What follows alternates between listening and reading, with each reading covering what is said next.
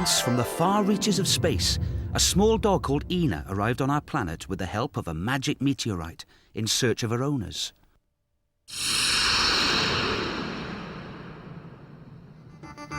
Only the magic meteorite could explain to Ina where they were and where they were going. On our own planet Earth, another small dog was looking for a friend. This little dog was Turbo. It was here that Turbo met the magic meteorite. Turbo thought it a fun thing to play with. "Stop pushing me," said the meteorite. "I'm busy recharging my energy." And so Turbo met Ina, and their friendship began. A friendship that would take them through so many incredible and fantastical journeys. "Come on," cried Ina, "we can travel in your armchair." Turbo thought for a moment, and then he agreed.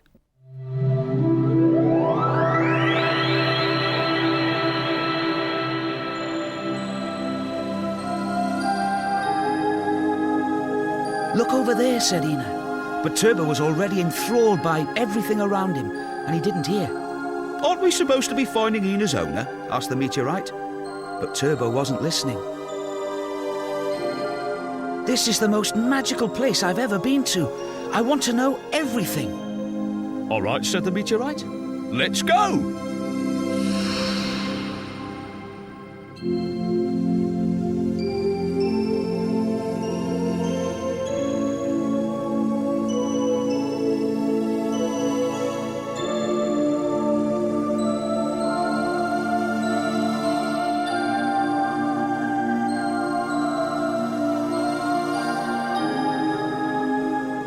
Once more, Turbo and Ina were travelling in space to find Ina's owners, to discover as much as they could about the galaxy they lived in.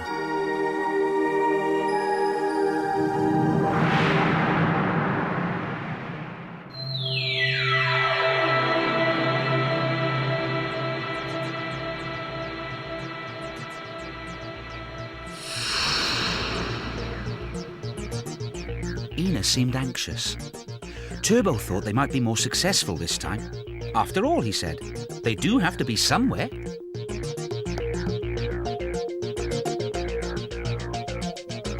The brightest of all the stars was Venus. It's known as the evening and morning star. Turbo and Ina were excited by the idea of landing on Venus. "I'm afraid you won't be able to breathe on Venus.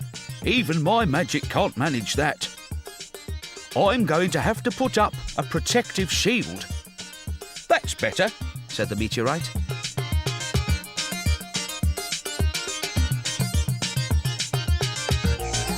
It explained that the clouds are very poisonous.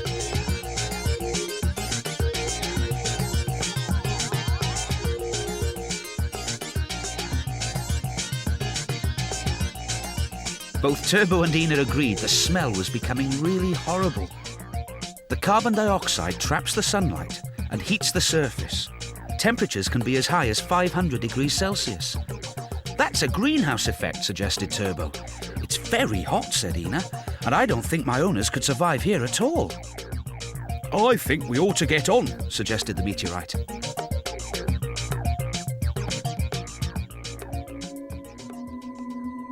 The meteorite explained that they were going nearer the sun, to Mercury, the closest planet to the sun.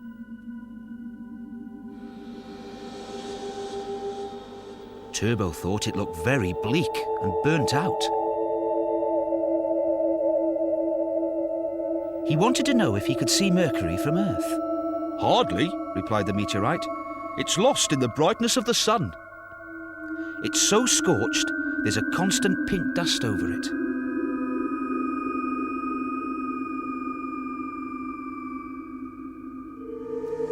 Mercury seemed to have no atmosphere. Ina knew that whereas the Earth turned round completely in 24 hours, Mercury took 58.5 days. Turbo was impressed. This planet was hardly moving at all. They worried about deciding when they would eat their food if a day was so long. It was time to move on. "You'll burn your feet if you stay any longer."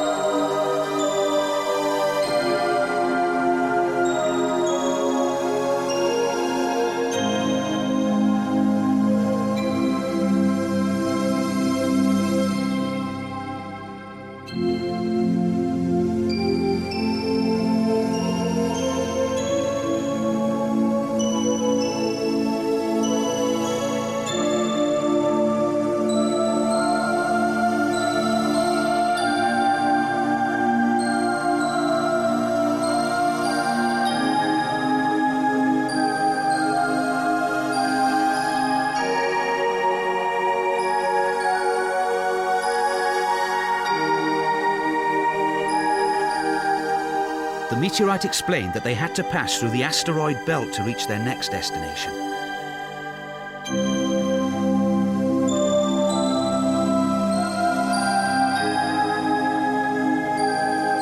An asteroid can be from 1 mile wide up to several hundreds of miles across. The idea did not appeal to them. After all, one of the great asteroids could come hurtling straight at them.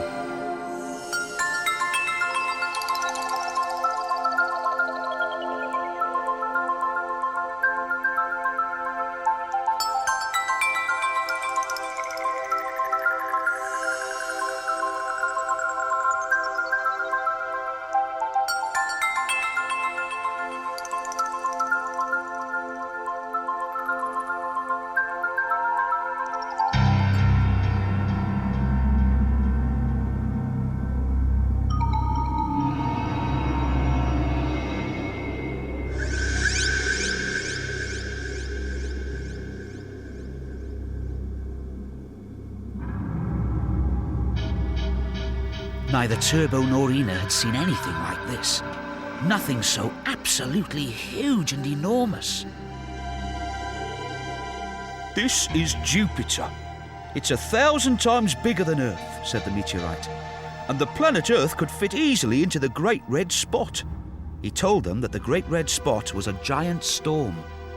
Turbo could smell that ammonia smell again. They asked if they could move on. You're right, Turbo, said the meteorite. And Ina's family will not be here.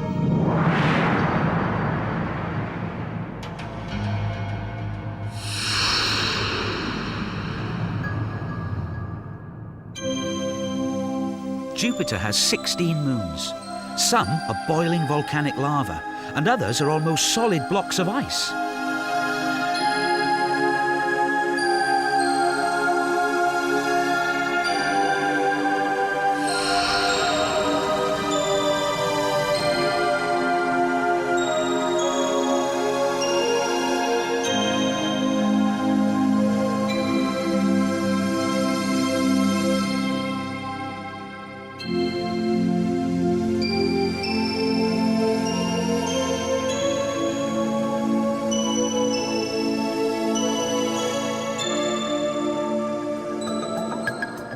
And these, said the meteorite, are the twin planets Neptune and Uranus. Turbo was surprised. Are there twins in space, like we have at home? Almost, the meteorite replied. But one of these twins, Uranus, is a bit crazy. Its ice cap points towards the sun, and it orbits the sun in the opposite direction to all the other planets. Ooh, very dangerous. Uranus has a mind of its own. It even lies on its side. Ina cried out that they should go there and see what it's like, but the meteorite had something else to tell them. Soon you'll be able to smell their atmosphere. It's methane or gaseous hydrocarbon. How horrible. They both wanted to get away immediately. Hydrocarbon is a product of decomposition, of rotting away. So something has died here and is all mouldy? Turbo asked.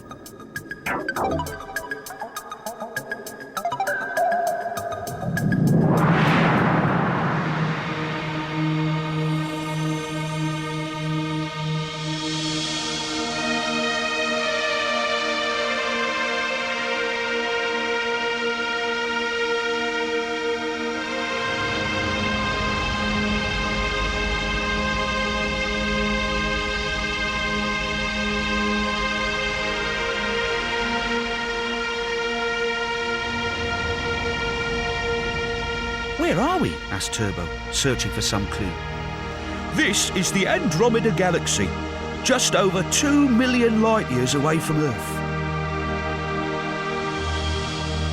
There was something quite mysterious ahead of them. What's that? Said Turbo. That, said the meteorite, is a quasar, the farthest object in the universe that is known to man.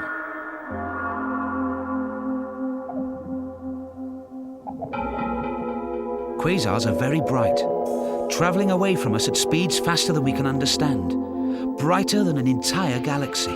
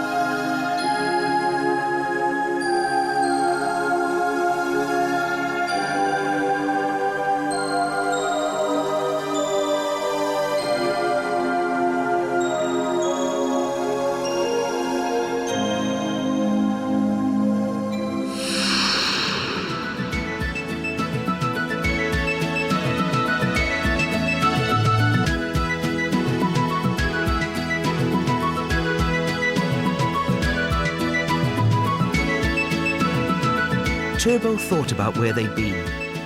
We've certainly been on a special journey. I wonder what's really up there. Don't worry, Ina. We'll find your owners next time.